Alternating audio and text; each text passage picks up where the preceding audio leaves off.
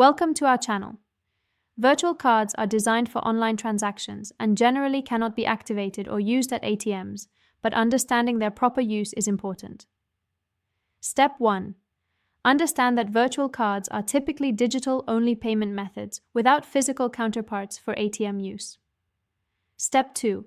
If you have a virtual card and need to access cash, check with your bank to see if they offer a physical debit card linked to the same account. Step 3. Log into your bank's mobile app or online banking platform to view your virtual card details.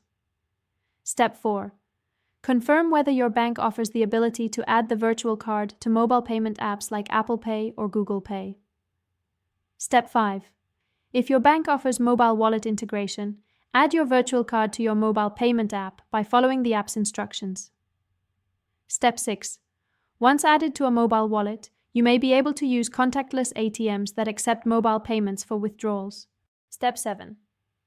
Approach a contactless-enabled ATM and look for the mobile payment or contactless symbol on the machine. Step 8. Hold your phone near the contactless reader on the ATM and authenticate the transaction using your biometric or PIN. Step 9. For traditional ATM access, request a physical debit card from your bank that's linked to your account. Most virtual cards are best used for online shopping and bill payments rather than ATM transactions. Don't forget to like this video and subscribe to our channel.